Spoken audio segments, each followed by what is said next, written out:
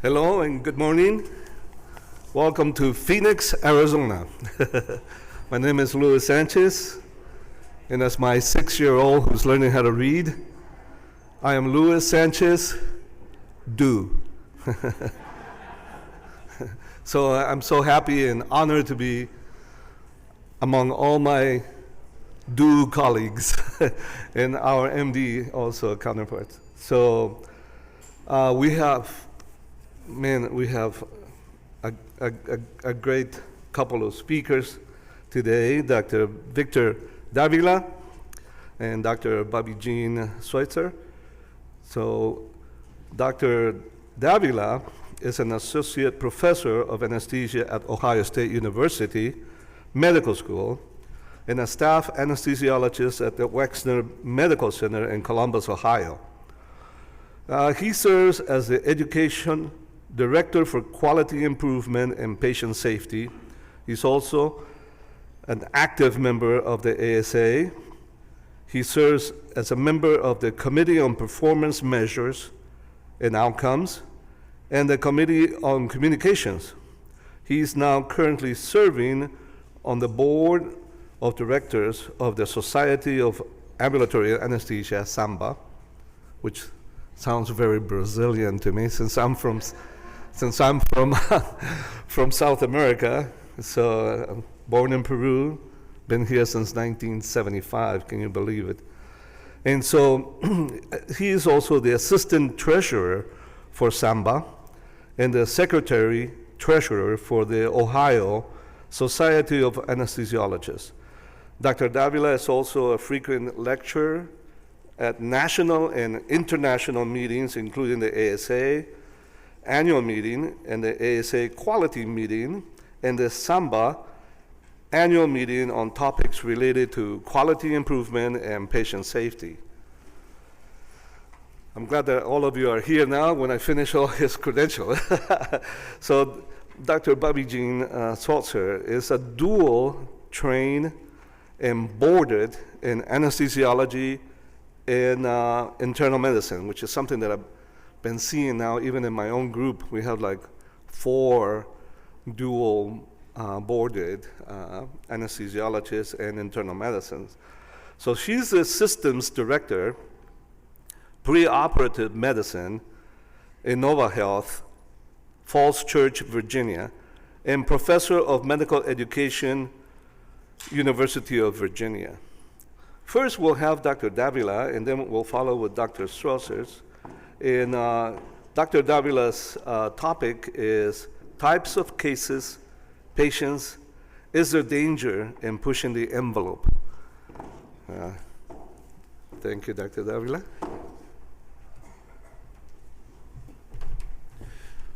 Hi, everyone. My name is Victor Davila. Thank you very much for that lovely introduction. Okay, the green button means go. All right, fantastic. So, yes, Samba is a dance. Yes, we have to work on search engine optimization in order to get people to our website. So, I have no financial disclosures. As you mentioned, I'm mostly involved in a lot of quality improvement, and I've yet to figure out a way to figure out how to make money at that. So if you guys can let me know, I'd be all about it. And as we were mentioning, the basic question here is there danger in pushing the envelope? And I think that everybody kind of knows the answer to this. I don't think I have to go belabor the point. Everybody has heard horror stories. There's all sorts of closed claims. Yes, there is. Yes, there is. There is a danger in pushing the envelope. I don't think we could, I'm like, thank you. And I just stop. But that doesn't mean that the envelope should not be pushed. And the real question is not really whether or not there's a danger in pushing the envelope, but how that danger can be minimized. In other words, how is it that we can look at this danger and these additional risks and decide when something should be done ambulatory and when we can do something ambulatory in the future and when we can't? So the first thing is to kind of assess how the envelope is being pushed. And there are 2 fundamental ways that I kind of categorize pushing the envelope. There is gambling, And then there's the risk-benefit analysis. So I'm not going to wax poetic about how ambulatory surgery is an increasingly important part of the anesthetic care. It is a growing field. Everybody's going to ambulatory. We're increasingly doing total hips and total knees and total shoulders and ACDFs, and everything's going over to ambulatory. Great. But, and the reason they do that is because we have better outcomes, and generally speaking, it costs less to do it there. And that's great, and there's a risk and there's a benefit analysis to be done for those patients. But then there's the gambling. There's that odd patient that shows up that really shouldn't be done there, but you don't really want to cancel the procedure because, you know, it's going to cost us a little bit of political capital with the surgeon, and we're just going to kind of roll the dice. That is where I think we should not be pushing the envelope. And, you know, most of this talk is going to be kind of geared towards understanding how we kind of look at and kind of discern how we should be pushing this envelope forward. So the first thing I'd like to mention is that there's an importance to QI as a mechanism for new projects, new kind of avenues, new kind of different kind of product streams or product lines that we have, as it were, different surgeries that we're trying to do. And it basically, my goodness, it's very small and I can't. It provides, you know what? Watch. My age. Thank you. So it provides us a way to more accurately understand the risk for the patients.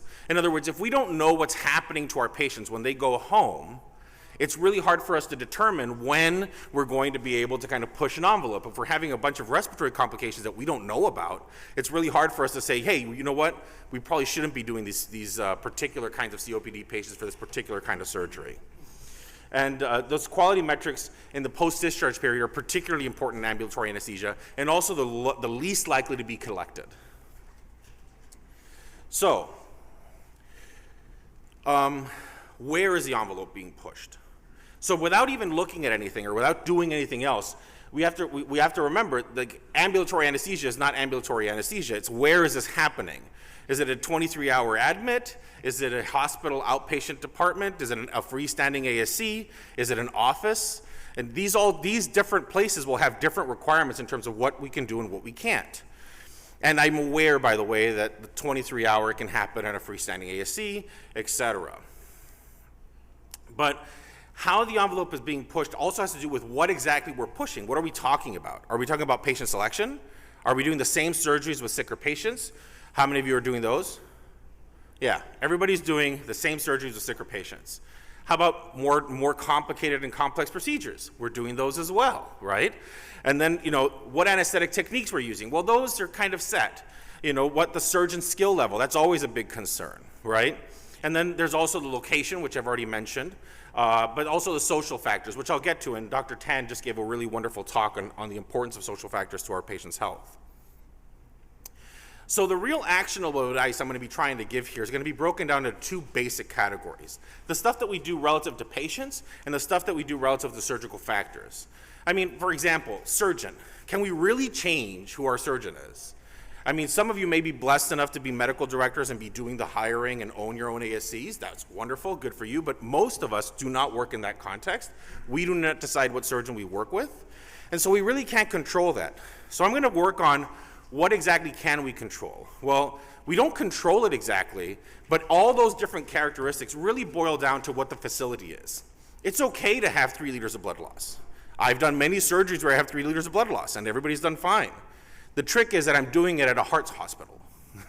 And so I have the blood and everything else available. 3 liters of blood loss in an office, less so, yeah? So it just matters about what the facility and the infrastructure is for that particular process. And again, your mileage may vary. Just because they say something can be done at an ASC does not necessarily mean it can be done at your ASC. And just because I say maybe this is not safe for an ASC does not mean it may not be safe at yours. An ASC is not an ASC. You know, there are different resources available at each different one. And also, where do you live? Where is your ASC? Where does your patient live? And how far are you from help? It's not the same thing if you're a land bridge away from a big hospital, which there are some people that actually have ASCs that are freestanding, but it's actually just, all you do is you cart the patient up a couple of floors and then bring them over and they're in the hospital. That's a very different situation as being 4 hours away from any major any major facility. So when I say it's ultimately about patient safety, remember, if you gamble, if you keep rolling that dice, you will eventually lose. There will eventually be a patient that does poorly. So it's not about any particular case. If it's not appropriate for it to be done in that particular center, it should not be. And one of the major points I'd like to take home from this talk is that we shouldn't be looking at things as individual cases. We should be looking at things as, how do we push the envelope? We push product lines. We push procedures that we're going to start doing with particular types of boundaries set on them. And we might change those boundaries, but we do those with thought and with forethought. You don't want to have somebody show up at your surgical center, day of surgery, and you're thinking, I'll do it. That's not the way to kind of push that envelope. That's very dangerous, and eventually that you will end up paying for it. So I was tempted to kind of go through all these different kinds of common concerns that we have in patients: obesity, poorly controlled diabetes, et cetera. But I think we're all fairly familiar with all these different types of centers. So I just kind of wanted to go through at least just one of them, or a couple, to kind of to give us a sense of how to kind of look at the data and how to think about things. But before that, I actually had a couple of slides on social factors. I did not prepare my talk in anticipation of having somebody give a brilliant talk on social factors immediately before I did. But that being said, I have a couple of things to add. One is we don't really often think about these things when we're thinking about pushing the envelope. Do they have somebody to drive them home? If they're doing a total knee, but they live in a 2-story apartment and can't get up to their bedroom, that's something we have to think about when we're setting these things up. If you're doing total knees, if you're saying, hey, we want to do total knees at our ASC, great. Are you going to start asking people about whether or not they live in a 2-story building? Because that's an important factor as well. And who's going to make sure they take their medications appropriately?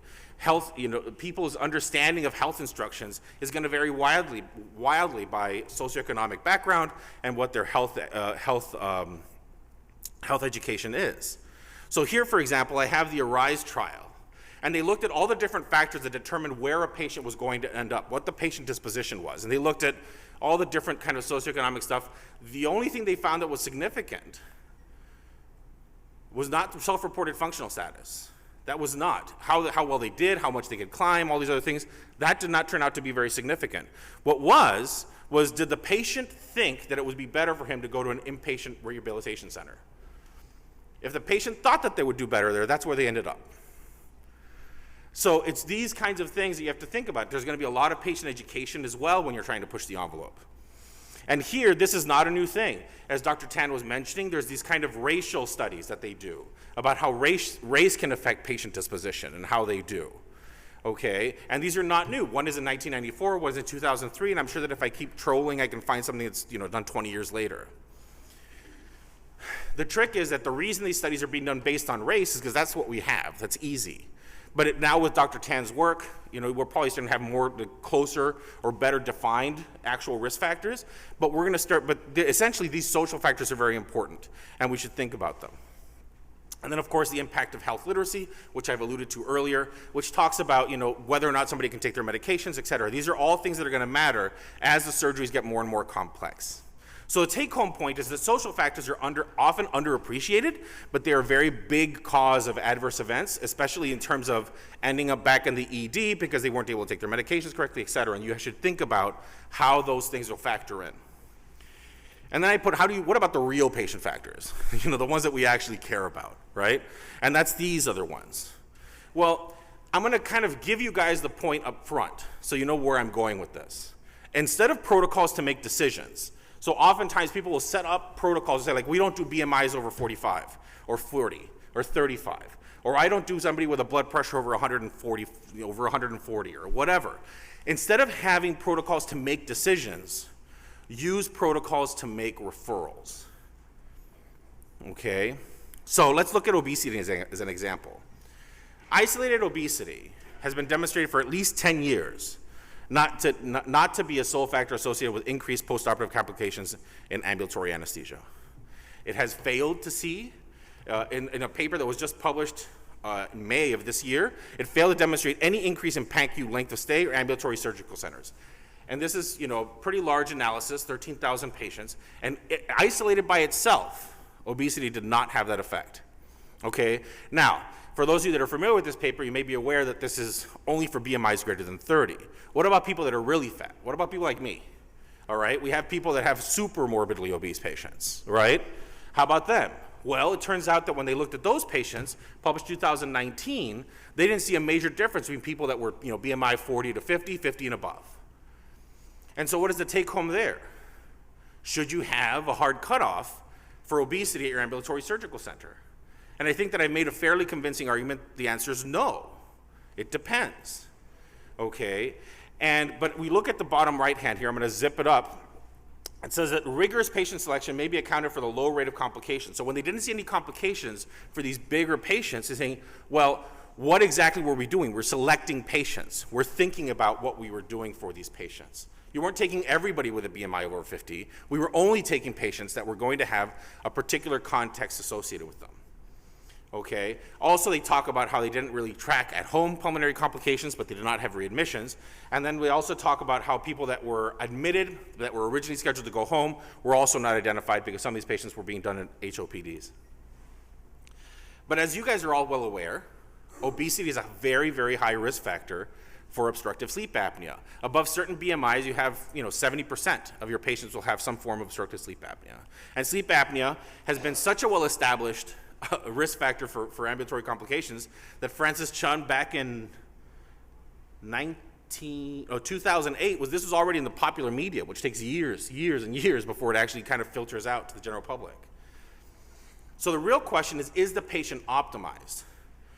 The other question you have to ask yourself is, patient selection is only one part of it. So for example, if somebody has a BMI of 52, but they're coming in for a cataract, and all you're going to do is give them like one of Versed or something, and they're just going to sit there and they can lay flat okay, that patient can be done. That's okay. If they're going to come in for a 6-hour general anesthetic, it depends on where you're working and what are the other factors are.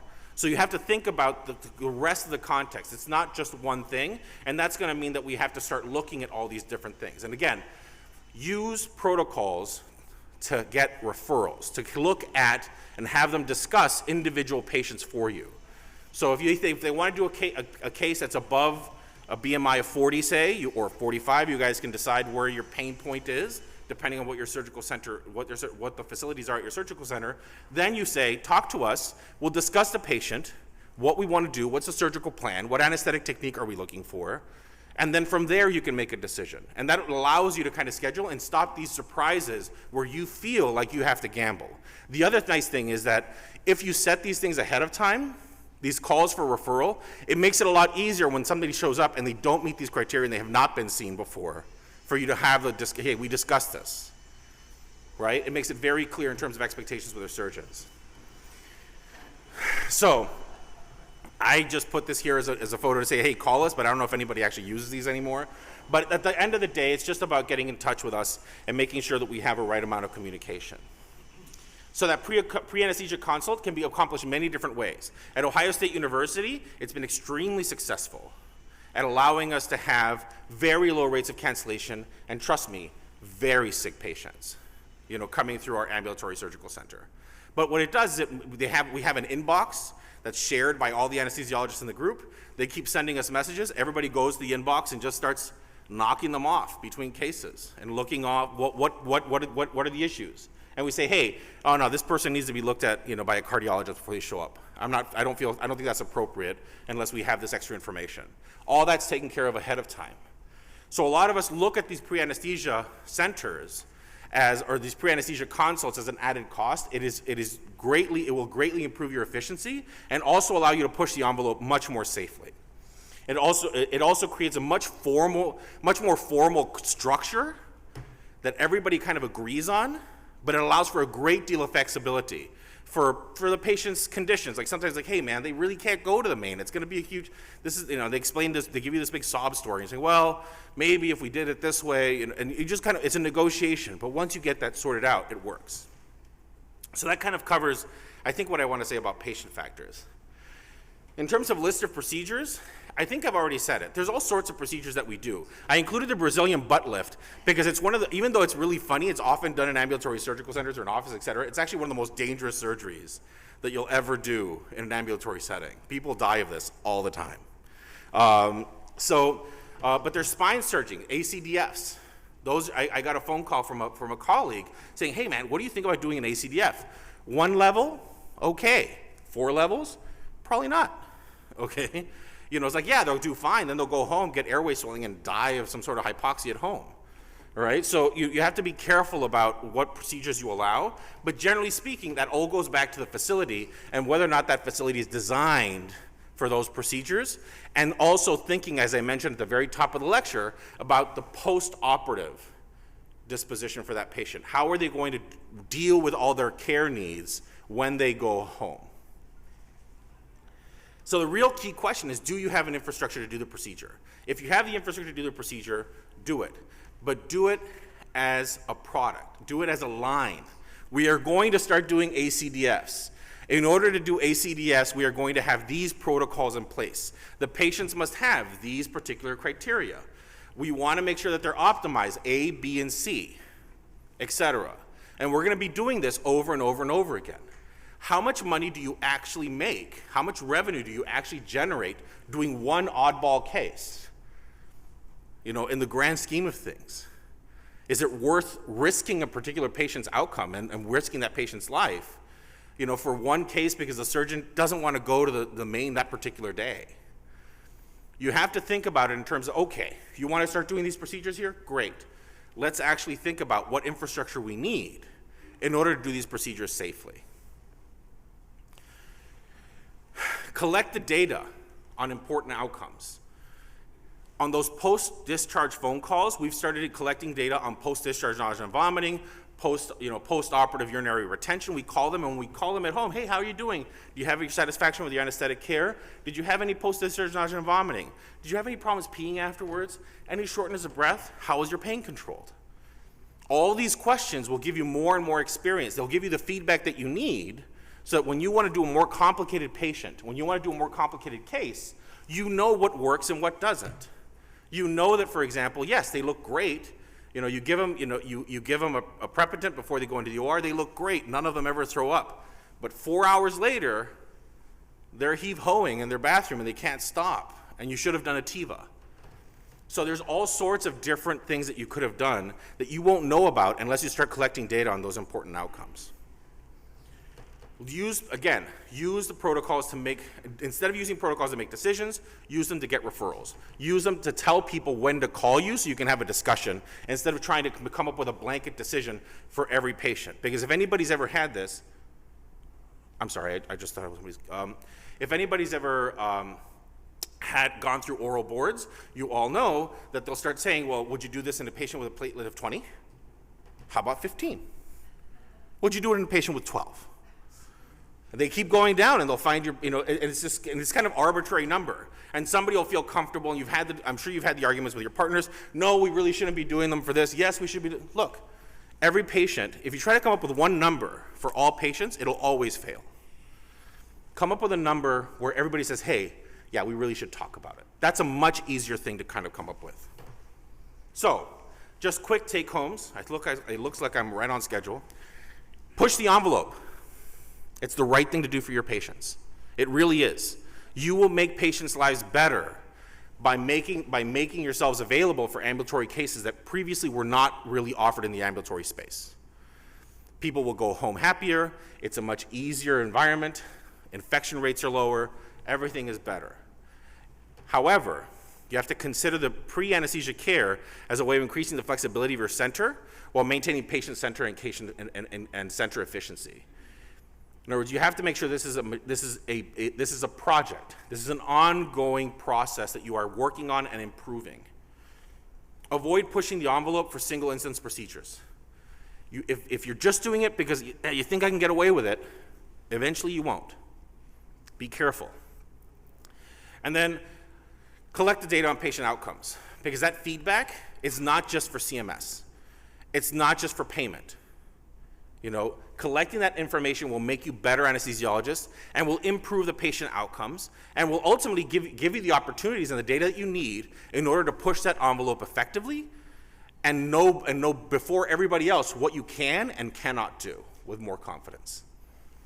I'd like to thank you very much for your attention. That's my email. And for more resources, sambahq.org has some wonderful resources that you might be interested in. Thank you very much.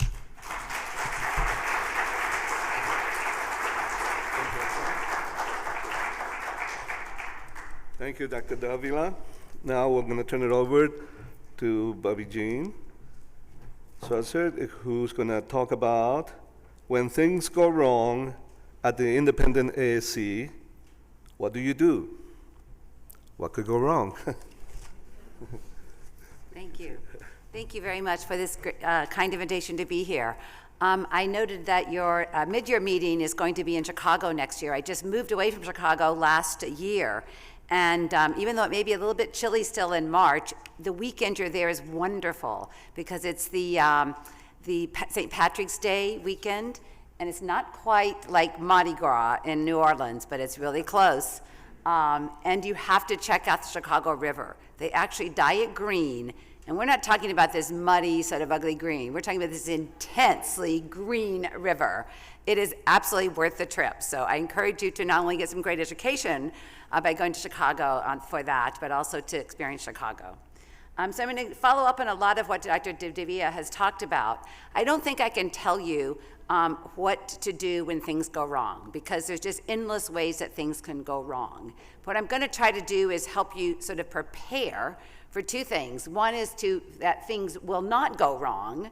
So hopefully, again, with good planning, you can eliminate or decrease those chances that things will go wrong. But when they do go wrong, hopefully you will already have those plans in place to be able to deal with those things. Because often it takes, really figuring out in the moment what you need to do. But I think with a lot of good planning, you can have your whole team, and it's really the whole team, it's not just the anesthesiologist, prepared to handle those really adverse things that can happen. So I listed a few, some of my disclosures here. I do not think that's going to impact what I do. And I just hope to, again, help you identify some predictors of bad outcomes, some tools to predict risk, and then learn how to prepare for those adverse events.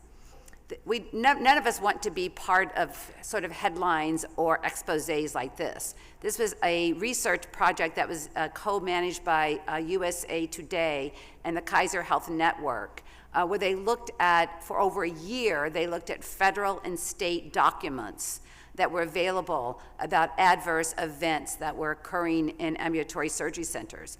In fact, it got quite a bit of publicity, and I know a lot of professional organizations tried to respond to this in sort of, saying about how, well, they're really overall, surgery and ambulatory surgery centers are very, very safe. But, it doesn't matter. I think that, damage was sort of already done by just the layperson seeing things like this. Luckily, I think COVID hit soon after that. And maybe, it was like, a bigger crisis squished this sort of other crisis. But there have been, across many states, still these isolated reports. There was just a recent, significant issue. This happened to be in a dentist's office, not in an ASC, but many of us are providing anesthesia increasingly in office-based settings and in settings that are, getting further away from an ambulatory surgery center, actually. And ambulatory surgery centers are starting to look more like hospitals compared to some of these, encounters. But it was a cardiologist that died after a anesthetic in a dentist office in North Carolina. And there was a lot of bad press about that. And we do know that there is still some concerns about the safety. And even though I agree that ambulatory care and ambulatory surgery centers have been shown in many, many studies to be actually safer than that offered in hospitals, I think a lot of it is because we have chosen our patients carefully, and we've chosen the procedures we do carefully. But as increasingly we're being asked to take care of sicker patients and doing more advanced surgeries, I think it's really important that you do, as Dr. Davila, noted so, I think importantly over and over, that you need to look at your own institution, your own resources. It's not a one-size-fits-all. And if you do take on new or advancing kinds of cases or patients, that anticipating and planning for those ahead of time will significantly decrease your risk of having adverse events. So I think a basic thing to go back to is ASA physical status scoring. It's very non-specific in many ways, and I think it's actually surprising that it's held up as well as it has in predicting risk.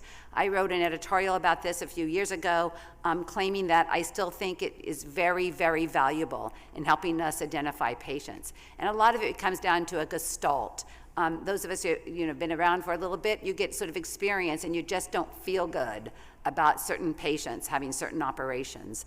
But there are some clear definitions, and I'm going to show you a little bit of that. The ASA did a few years ago come up with some examples. I actually disagree with the way they came about it. It was basically based on no data, and it was people's opinions.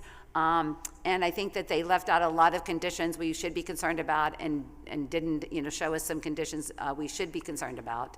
But I want to point out here that for most patients who are ASA 1 and 2s, you can see even when they're having major surgeries, they do really well. This is both for ambulatory centers as well as in hospital based procedures. But that starts to separate when you get to patients who have ASA 3. And even though the risk is still fairly low or quite low for those low and intermediate risk procedures, you can see there's a bit of a bump up there when you get to sort of major surgeries. Most of us aren't doing what we consider major surgeries in ambulatory surgery centers, but we're clearly doing lots of intermediate surgeries in ambulatory surgery centers. And it used to be a rule of thumb that people didn't even do ASA 3 patients. Now, not only do we not do ASA 3 patients, we frequently do ASA 4 patients in many of our ASCs. And you can see there that by the time you get to an ASA 4 patient, that even a low-risk surgery carries higher risk.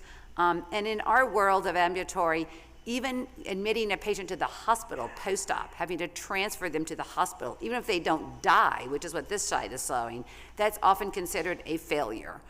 So we actually look at metrics, usually much more so than just death. But I do want to emphasize that I don't think ambulatory surgery should ever be looked at as low risk. In fact, I would say the only low risk surgery is something that happens to someone else, not happening to me. So this is just some examples of ASA 3 and 4, criteria.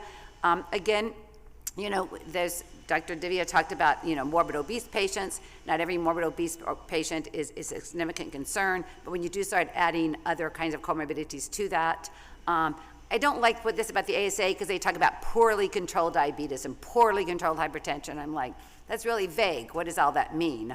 But I do think that there's some things I want to highlight, and that's some of these cardiac and cerebral vascular patients. So I'm going to call out a few of those. But I do believe if you want to know what really is a risk of surgery, that you can't rely on some of the kind of standard ways that people have talked about before, saying like, well, if it's intra-abdominal or if it's intrathoracic, it's high risk. And if it's not, or it's not major vascular, then it's not high risk. Most of the studies that have been done or that talk about risk of surgery, it's based on no data whatsoever. It's people's made up ideas. The American College of Cardiology simply really kind of made up some of their risk stratifiers for surgery. But also when we talk about risk, we know that laparoscopic procedures and minimally invasive procedures in the same organ carries typically about half the risk as an open procedure does.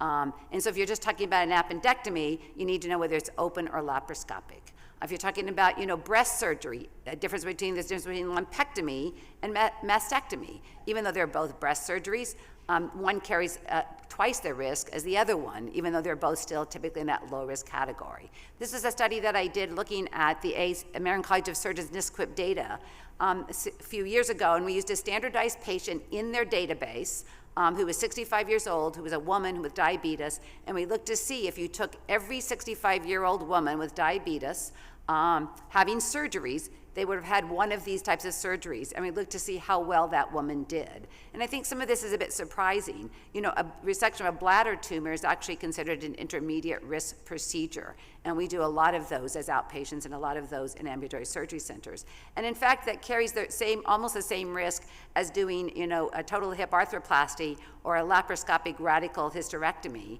And a laparoscopic radical hysterectomy is an intra-abdominal procedure, but it's a very different intra-abdominal procedure than a Whipple is. So I do believe that if you really want to know the risk of surgery, you need to use something like this, which is a very standardized, ratified database.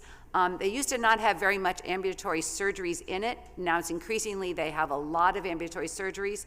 I think the total database has between 10 and 20 million cases now, and they up to a few, I think 4 million of those are ambulatory. They do not have office-based procedures yet, and they don't have any eye surgeries, but they have pretty much every other surgery you want. It's free of charge. You just go to the website, and you put in the type of surgery. If you know the CPT code, that's ideal. So even if you want to do this as a planning tool, right? You are going to plan to do hip surgeries on patients in the future in your ASC. You could just go in, put in some standardized patients, and then look and hit calculate, and you get something that looks like this. And for us, you know, sometimes some of these important metrics are things like, you know, the DVT risk or the return to the operating room, because those are not the kind of things you want to manage in your ambulatory surgery center. It's not necessarily death rates. We know that the overall mortality of anesthesiology is quite low. The overall mortality on the day of surgery for patients having surgery is quite low, even for major surgeries. But if you look at it, 30-day risk, there's a lot more patients who are having to come back to the operating room, they're going to the emergency room, they're getting readmitted, and they're dying within the 30 days after even ambulatory surgery procedures. So this was a study of looking at a group of frail patients, and we know that increasingly we're taking care of geriatric patients. A lot of those patients are frail, having made, you know, very common ambulatory surgery procedures, right? Parathyroids, thyroids, hernia operations. And they showed that increasing frailty had significantly, was associated with increased complications. So I like to say it's not necessarily about how old the patient is, it's about how old they have aged, or what their physiologic age is, not necessarily their chronologic age. So I think using tools to assess for frailty, or again, using this information to help you decide, you know, that maybe you can do some of these surgeries, but you can't do them on all patients. You know, in this particular study, interestingly enough, one of the few studies that has shown that type of anesthetic does make a difference. Most of the time, studies have shown that a well-conducted general anesthetic is just as safe as a MAC or local. And in fact, there's some studies who suggest that MAC anesthesia is actually less safe because we often reserve that for the sicker patients or the ones who are quote unquote too sick to have a general anesthetic. But, you know, and increasingly as we're doing these sort of big MACs and people are having, you know, almost general anesthetics, studies have suggested that we have a lot more pulmonary and ventilatory events. So I think it's, again, how you define what you do. But I think even for low risk ambulatory surgeries, we know that frailty can make a difference in how you assess those patients and the choices that you take to do things. So back to that Kaiser and USA, you know, report. They reported that there were more than 260 patients. They could be absolutely certain there was 260 patients who had died from directly related to what they could say was the care that they received in their ASC, but they thought there was actually more than that who likely may have died. And, you know, at least 25 of those patients actually died within minutes or days of having surgery at the ASC. Many of them, they felt that for most of them actually, that it was a delay in getting emergency care, meaning that the resources that were available to the patient at the ASC was not enough to actually save that patient's life in the minutes after that adverse event occurred. They found that actually there was a lack of emergency equipment, there was a lack of training, there was a lack of the providers following their own policies and procedures and guidelines and regulatory requirements at the ASC. There was, in a separate study, Medicare found that there was 230 lapses in rescue equipment and training at ASCs in that relatively same time period.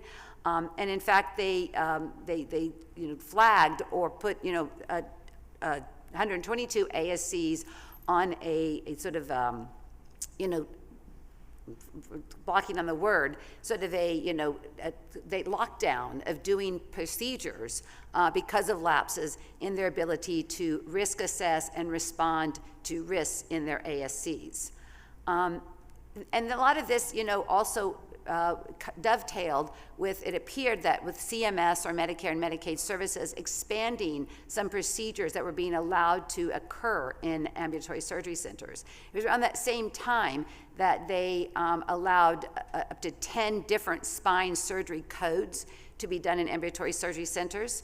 And you can see that just within a couple years of that, they showed that at least 14 patients had died soon after having spine surgeries at ASCs. I think more recent evidence suggests that spine surgeries are safer today than they were just 5 years ago when performed in ASCs. So again, I think that gets back to that anticipating and planning and not just, sort of like agreeing to do these kinds of cases. A lot of cardiology interventions are now being done in ASCs. We're doing a lot of percutaneous coronary interventions and coronary stenting. There's even a push by the cardiologist to be able to do TAVRs in ambulatory surgery centers. So there is some data, again, along the line that the cardiologists themselves have published that a PCI or a stent done in an ambulatory surgery center is associated with more bleeding risk and actually less use of detailed diagnostics, such as measuring the degree of stenosis before placing the stent. So beware, I think, of these sort of, pushing the envelope, as Dr. Davila said, and being able to respond to that. And you can see here that, in the contrast between ambulatory surgery center and out-based center in the odds ratio of having a myocardial infarction, having bleeding, having hospital admissions. This is a relatively older study, but I wanted to put it up there to just highlight the sort of range of different surgeries that have been reported. This was just in one state, the state of Florida, that looked at the number of deaths. They had 18 of them, and the type of surgeries patients were having. You can see it ranges from patients having cataract surgery all the way up to a lot of GI or endoscopy procedures, even to pain management. So this is not just the urologists, the general surgeons, and the orthopedists that we have to be worried about, or the cardiologists. In fact, it's some of our own work. Increasingly, pain management procedures are being associated with higher and higher risk of adverse events. GI may be one of the most dangerous places to have anesthesia and a procedure done increasingly. Some of these GI doctors are doing sort of mini surgeries, or they're doing procedures on patients who are, quote unquote, again, too sick to have general surgery. They're removing patients' necrotic pancreases, pancreatic tissue, through punching a hole through their stomach and sucking out this stuff. And these people are having air emboli, and they're incredibly sick and, acidotic, and it's crazy, the kind of things. So be careful that, when the gastroenterologist want to do a new or introduce a new procedure that seems to be just an endoscopy, that you fully understand what those procedures involve and the kind of patients that you're likely to encounter. So I said I was going to touch on a few specific things, and I talked a little bit already about PCI and interventions. So not only, do we have to worry about the patients that we're actually putting the stents in while we're taking care of them, but those who have already had stents. This was a paper that was published about 10 years ago now. When I first started talking about this, people thought I was crazy when I said, beware of those patients with coronary stents that you're doing in those ambulatory surgery centers.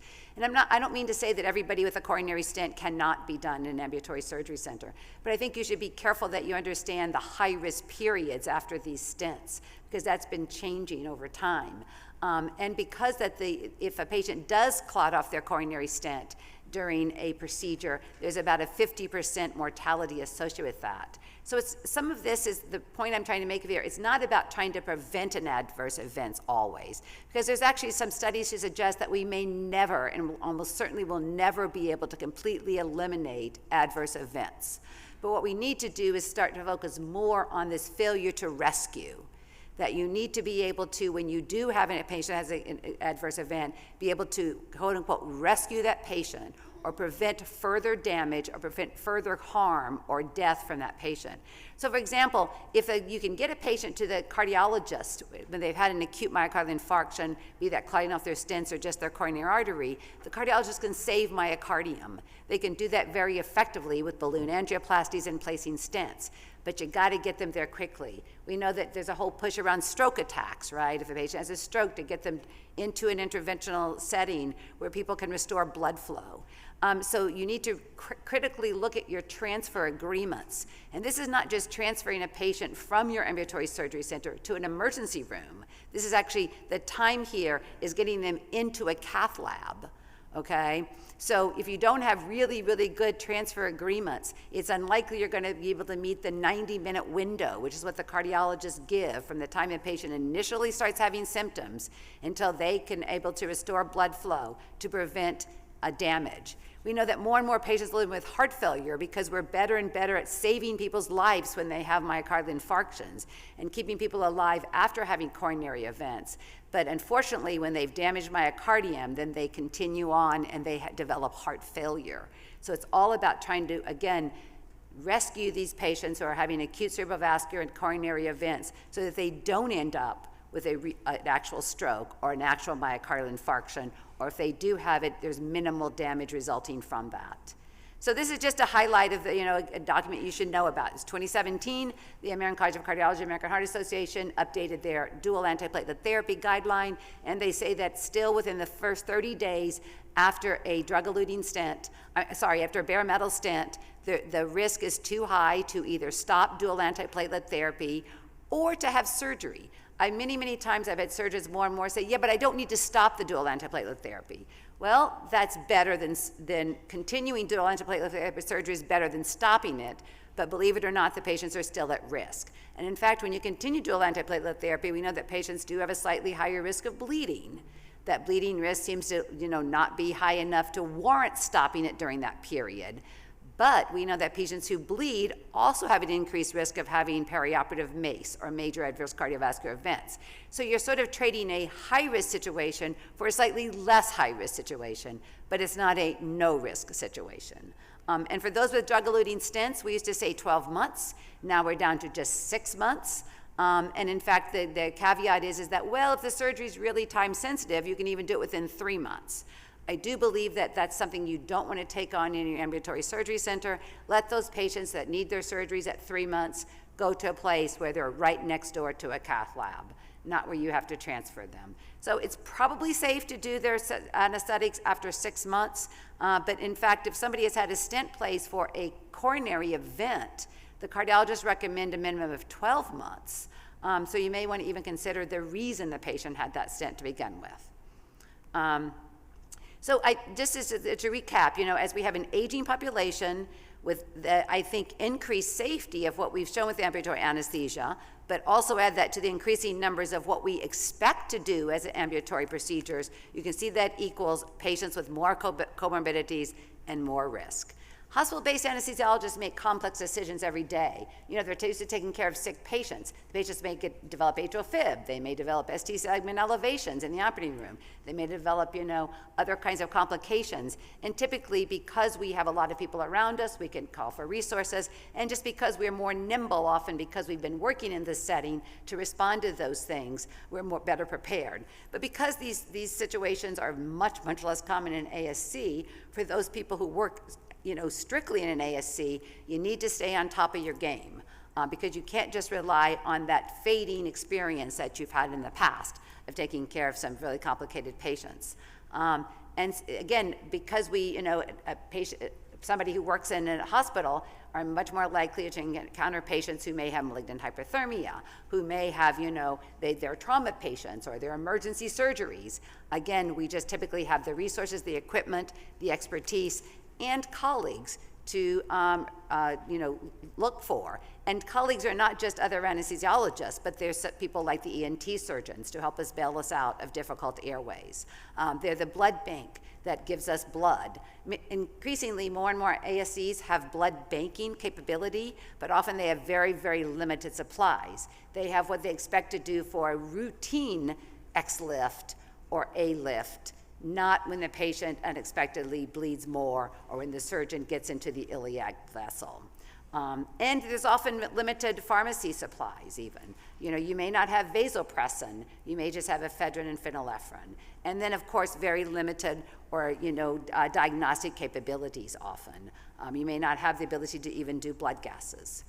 So ASCs are, typically do not have the same regulatory requirements that hospitals do. So just because you may be meeting the regulatory requirements that have been set by the federal government doesn't mean that you necessarily are meeting the requirements that you need to take care of the patients that you are going to be seeing. Every ambulatory surgery center in an office-based setting must have an agreement with a hospital to allow patients to be transported, but there's no rules around how far that can be. In many rural areas, it can be quite a distance. Even in an urban area, where you're in perhaps a area where there's a lot of traffic, Los Angeles, they mentioned, you may have some difficulty in a timely manner getting to a hospital that may just be a mile or two away from you. And it may be too late to save those patients. So again, the critical elements, I think, are the right providers, be that both the anesthesia providers, as well as the surgeons, the nurses, the support staff, the right patients, and the right procedures. It requires people with advanced skills. This is not some place where people should go to sort of retire, or I'm only going to work a couple days a week, so I don't need to come to meetings like this and learn or stay abreast of developments. You want people who can actually manage some emergencies. And it's important to have established protocols to be able to respond to those emergencies and have things at the access. It doesn't have to be in their heads. And most studies have shown the best way to actually prepare your staff and to keep them prepared is to have minimum quarterly drills and ideally simulations to actually, pretend like a patient has had an emergency and you need to transfer this patient now. You'd be surprised at how many times the studies have shown that there's delayed calls to 911, or 911 arrives and nobody can direct them to the right place or the right locale where the patient is even at. I don't know how many people are familiar with the Stanford Emergency Manual. I think this is excellent. I think if you don't know about it, you should go right now to the website. I put it up there and download it. They make this free of charge for people. And it goes through some, as I show you there on the right-hand side, some very, very detailed things. How do you respond to last? How do you manage a high spinal on that little kid who you just did that spinal on? And a lot of other things. And most people can, print these off. They keep them in binders. They use these to run drills. You can't, obviously, if you do this on a quarterly basis, it's going to take you a long time to get through them. So some people run mini drills even once a month, picking out one of these topics and going through them in even a 10-minute sort of huddle at some point with the whole staff. And it's important that it's just not the anesthesia providers that are aware of what to do, but that everybody around you, because it takes a team to save a patient's life. Remember that, if you take sort of too conservative or a demanding approach of who you can take or what kind of cases you can do, that you will lower your surgical and procedural volumes. You'll have disgruntled staff, surgeons, other, even providers who want to come. They like to have the proximity of ambulatory places. Your patients may go somewhere else, even to a different ASA, and the surgeons and proceduralists may go somewhere else too. But on the other hand, if you have too liberal an approach, you're going to have adverse events, you're going to have problems with transfers to hospitals, increased numbers, poor patient reviews even. We now, are being assessed on Yelp. So you want your patients to have good, experiences, but you also want to be sure you're meeting all the regulatory and safety requirements. So I think everybody has to work together. It really is important that I think that, this is not just something that, especially when you have new people come in, a new anesthesiologist, there's important ways to introduce them to the culture, to the practices, to the protocols, when you have new surgeons that come in. And I know with, increasingly with people doing locum tenens and, temporary kind of services, that's increasingly more difficult. So a lot of it is, having things codified and good communication techniques. So in summary, I do believe the ambulatory surgery centers are incredibly safe. They offer patients lots and lots of conveniences. They're great places to work in, and we can provide very effective, very efficient patient care, and we provide it at lower costs. And there's some interesting data to suggest, for example, that even some high-risk patients, as long as they're having particular surgeries, may actually do better in an ambulatory surgery center. A perfect example is patients who are in dialysis, who need AV fistulas or AV grafts. Even the initial placement or for subsequent surgeries on them, there's at least 2 studies in the literature showing that those patients do better. They have lower adverse outcomes, they have lower mortalities, and they have better graft functions if they're actually done in an ambulatory surgery setting compared to a hospital. And it's just really important that I think that, again, you prepare for when things go wrong and be able to rescue those patients. Thank you.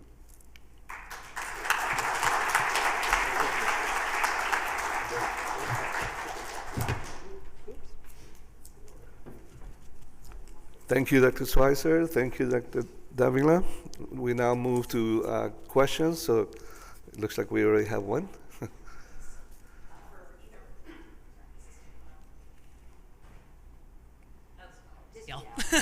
So, yes, exactly.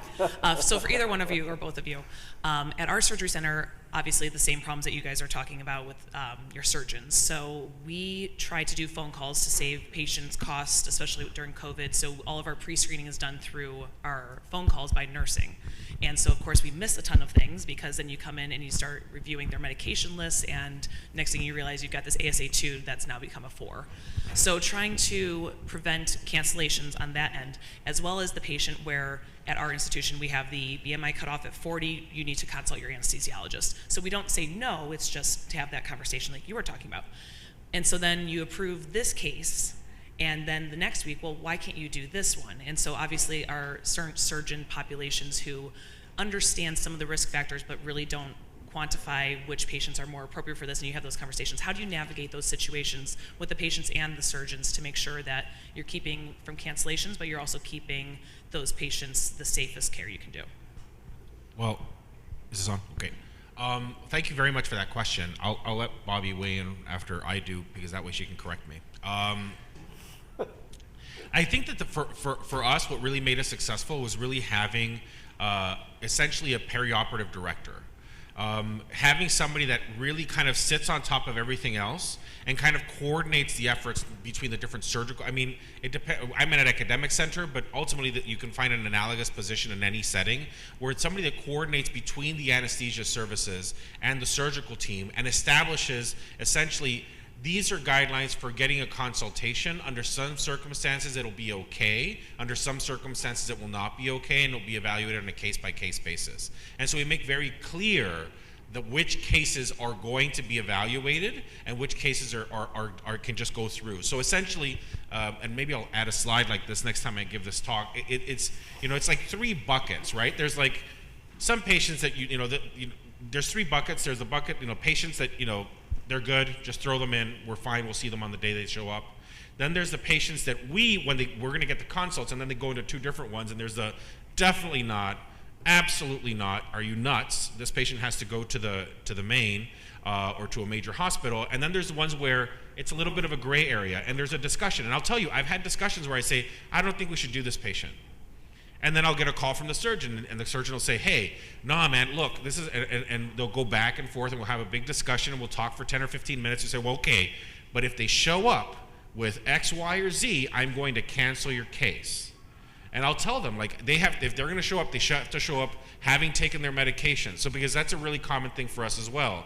I don't know how many times we've had this struggle with the cataract people, but if somebody's had a stent, they have to take their aspirin. And if they haven't taken their aspirin, it's a huge hassle because I'm doing 40 cataracts, I'm running around like crazy, and then I have to log into the computer and quickly put an aspirin order so they can get their aspirin before they have to go back.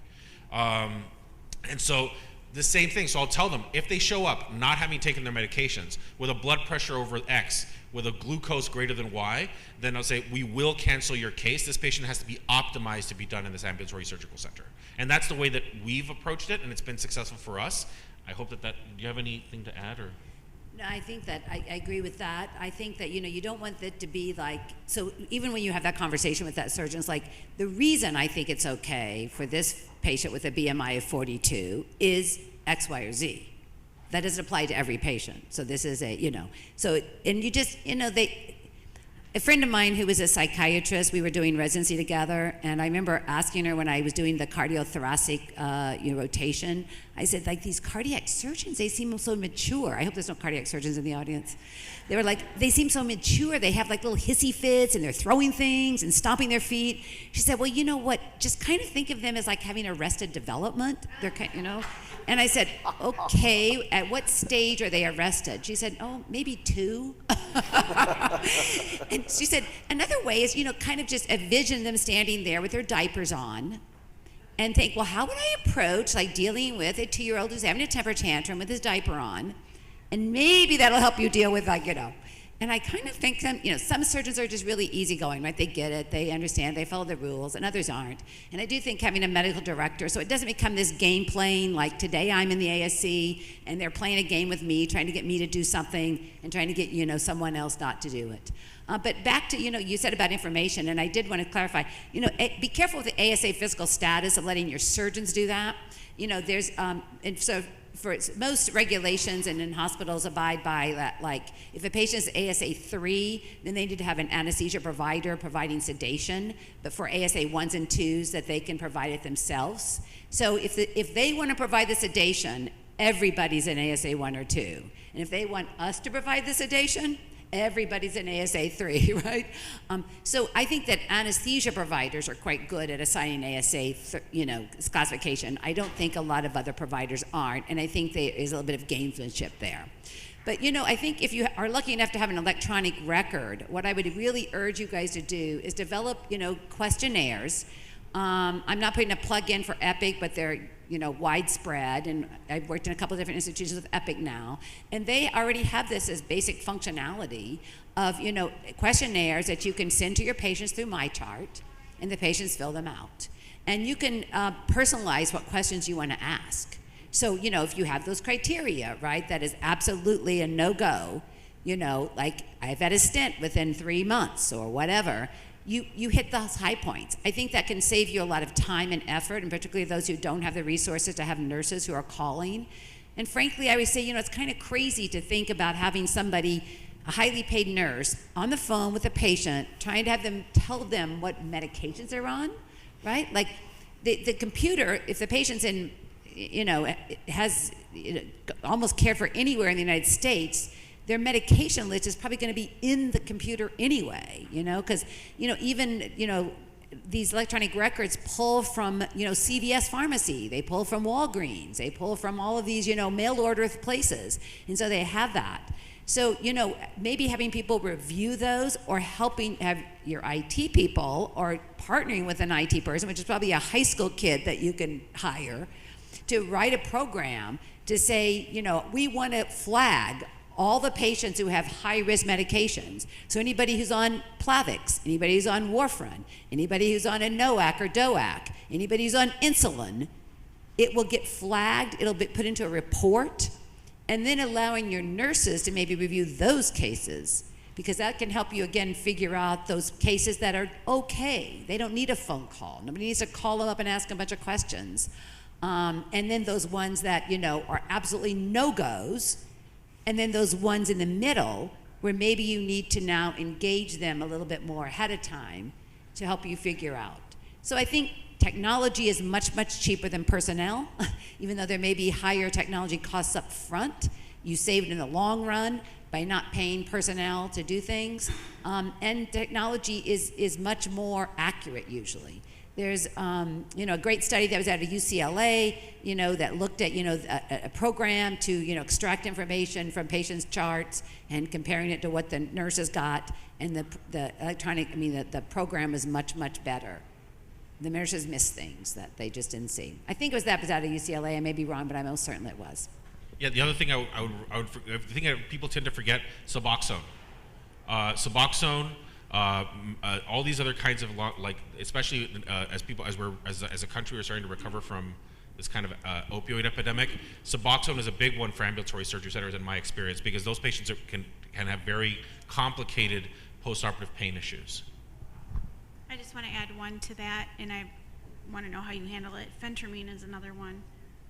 Phentermine? I'm sorry, I can't hear you. Phentermine? Sorry. Phentermine. So, You know, I think we don't have a classification that phentermine is a contraindication. We don't even hold it ahead of time. We just hold it the day of surgery. I think that, you know, that classification of drugs got sort of a bad rap in the past when there was some other compounds. You know, typically people use it for weight loss or ADHD. And there were some issues with people developing pulmonary hypertension and valvular disorders and having complications. All the drugs were taken off the market, I think, that, you know, had the highest association. And phentermine actually now has had a very, very safe track record for a number of years. And I don't think there's any evidence in the literature that you need to hold that medication or restrict those patients from your ambulatory surgery center. I agree. Yeah. Hi, Tanya Schnell. I'm a medical director at an ambulatory surgery center that's still on paper charting. And I hope my surgeons never see you guys talk. I have a hard list for what they bring into that surgery center, because this going back, the surgeons often don't even recognize a problem that's a risk. They think it's a much more minor problem than what we think it is, you know, their perception. Sometimes, honestly, they don't know, you know, and they think that we're just being naysayers, you know. And that argument with those surgeons, day in and day out, is so wearing on you, right? And I've got that abuse. I think it's abusive. It's abusive to some of my other providers that are the new providers, or the younger providers, or the CRNA that's working their room. You know, and then it's to understand what your surgery center is also, right? I have a hard 40 BMI. Why? Because they start sliding, and I've got 6 little tiny women trying to flip this person prone for spine surgery. We have a hard cutoff for certain other things too, because what's in my recovery room? 2 nurses. I don't have any anesthesia providers out. They're both in those 2 rooms working, right? And so I think, like, between all of the COVID and everything else that I've been arguing with these guys about, like, no, I don't want to hear it. I got burned on the guy. The guy calls me, you know, I just need to sew up this knee, you know, the ortho guy, great. I said, she's heavy. I'm like, okay, what, you know, come open. Yeah, well, how's her airway? Oh, it's fine, yeah, it's good. She's a little heavy. She shows up looking like Patrick off SpongeBob, right? Like, she's got no chin. She's ginormous. I'm like, how are these guys supposed to sedate her? She's in the CRNA room, right? Like, yeah. Yeah, so I think that the way that I would speak to is that I cannot speak intelligently as to what resources are available at your particular medical center. And every medical center has to make, the reason I was I try to be as concrete as possible, but I can only be so concrete because it is so variable. So everybody has to assess at their medical center what resources are available, what is safe, what is not safe. You know, for example, maybe, you know, if all you're doing is spine surgeries and putting people prone, maybe a hard cutoff of 40 is 100% appropriate. I'm not saying that anything in particular has to be, you know, okay or not okay. I'm saying that when we're trying to push this envelope, when we're looking at these different cases, I think one thing that, first of all, many medical centers are not in the position that we happen to be in. We were in a very kind of a luxury position where if a surgeon was abusing us or abusing any of our staff, they would get fired from the medical center. So they just weren't allowed to work there. So they had, you know, it's like, okay, fine, you want to behave like a child. You know, if you have big feelings, then you have to go to then you have to go work at the main, because we're not going to tolerate it here. And so we had that kind of conversation. That's the first thing. That's not a reality for many, but it is something that I would say works against having the right environment to be able to push an envelope on people that are not that safe. Because if they're not going to be partners with you, then they're not, you know. But I will say that something that we did have success with was explaining, okay, when they have this complication, you know, what is going to be work with them. What is going to be our algorithm for these patients? How is this going to go? Because if we don't have an established reaction, you know, if we haven't, you know, made sure that, you know, for example, I'm going to have a debate with Girish at the ASA where he's going to stomp me about how we shouldn't. I'm going to be arguing we shouldn't do implantable cardiac devices at an ambulatory surgery center. Of course we should, but that's not the point. I'm supposed to argue the opposite. The point is that one of the big points I'm going to make is anybody trained on how to use the device that we're going to be using to save somebody if there's a problem with the pacemaker that's keeping them alive? Yeah. Because nobody's used that stupid device in years. And so that's so at the end of the day, like, you have to say, like, hey, if we want to do these kinds of cases, we have to invest all this different money and all these different things and resources to make sure that we have the appropriate equipment available. And that's really what kind of helps that conversation. But again, there are a lot of financial and other kinds of concerns where sometimes you have to have a hard stop. So I'm not arguing for, oh no, you should go ahead and do them over 40. That's not what I'm saying. Right. What I'm saying Right. is everybody has to establish what their comfort level is for their surgical center, and then use that as a guide for developing. So for example, you might say, hey, if it's over 35, I want to hear about it. You know, as an example. But then if I'm not trusting what I'm hearing, who has the resources to see all of those patients then over 35 in person? Or can that person even come? They're 3 hours away. Right? I always say to these guys, I think that anesthesia does their job too well in some ways. They don't even recognize the things that we're doing to avert a lot of problems. Yeah. I would say that is where I think there's a little bit of, again, everything is a little bit Yeah. different. But I will say that there's a little bit of, it's a little bit of siloing there, right? We don't see how much it costs us to cancel cases, to delay cases, to have an OR where we have a CRNA that we're paying their salary, the scrub that we're paying their salary. Everybody's sitting at a stop because we don't have the next patient because we canceled the first case because of X, Y, and Z. If you add those up, I think you'll find that paying, somebody, with an associate's degree to make phone calls and check on people and just kind of get the first basic bit of information up front, I think you'll find that they pay for themselves very, very quickly. So that's my. Yeah, I would say that, also sort of be creative. I mean, one of the reasons I said about, that story about, the surgeons, applying, arrested development is, some of the surgeons behave well, some of them don't. So, I mean, I've even used this. I remember once I was trying to get like a thoracic surgeon continue aspirin on patients. He's like, oh, they bleed too much, blah, blah, blah, blah, blah. And I said, and I tried every angle I could, sort of education, giving him articles, whatever. And then finally I said, well, that's interesting because, Dr. Davila does these cases and he keeps his patients on aspirin and his patients don't seem to bleed. Is he just doing a different technique? And from that day forward, the surgeon never gave me a hard time again. Yeah. I had a surgeon who, didn't want regional anesthesia for his blocks, for his AV fistulas in our ambulatory surgery center, because he said it took him too long. It took us too long to set them up and everything.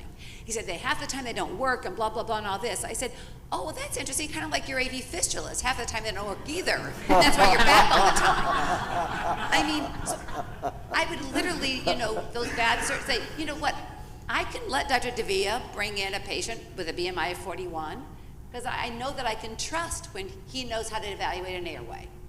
I can show you really quickly how to evaluate an airway. Right. So if you're willing to learn that from me, and guess what, I'll work with you. I'll work with you going forward, that we can do that. So I think a lot of education, a lot of psychology, a lot of meeting with them, and don't do it just in the moment when you're, they're upset and you're upset and whatever, but schedule a meeting if you're the director and say, can we sit down and talk about your cases? And talk about, your patients. And, this is, and explain to them maybe they don't even know that idea or they haven't even occurred to them that there's only 2 nurses in the PACU and there's no anesthesiologist covering it, so that they don't have the resources, right? Well, you help with chest compressions. Yeah, yes. So, yeah. And we certainly have flexed at times. We took all the ASA4 patients for ports to keep them out of the dirty hospital during COVID and that kind of stuff. But it's just been tiring doing that. It really can. It can be a very difficult situation. I 100%. There's a surgeon that drives me crazy. I haven't been able to convince him over 3 years that if somebody just had surgery, that if you give him a PO medicine, that it won't just accumulate in his gut until his ileus resolves. I swear to, and he's gotten the whole department now convinced. So I can't give anybody PO medicine. I have them on drips because I can't give them a PO antihypertensive. So trust me. Trust me, I understand. I wouldn't piss on the man if he was on fire. Yeah. But so I do get it, you know. But I'm just saying, like, at some point you have to kind of know what battles to fight. And I will to kind of lean on Bobby Jean's point. You know, there are technological things you can look at. There are, for example, apps that will text patients and look for you know, where you can use those to kind of, hey, do you have this? Do you have the other? Have you ever had this problem? Has anybody ever told you, you know, and it'll literally text the patient, and the patient won't know they're texting with a computer, and only if they have a positive, then that text messaging conversation gets routed to an actual person where they can have kind of follow-up questions. So I'm not going to, you know, shill for anybody, but they haven't paid me to. But bottom line is that you know, there are creative, as Dr. Schweitzer just mentioned, there are creative ways to kind of get at some of the information that might help. Thank you. Thank you so much for your question. That was excellent. Any other questions? All right, well then, please help me to thank Dr. Davila and Dr. Schweitzer.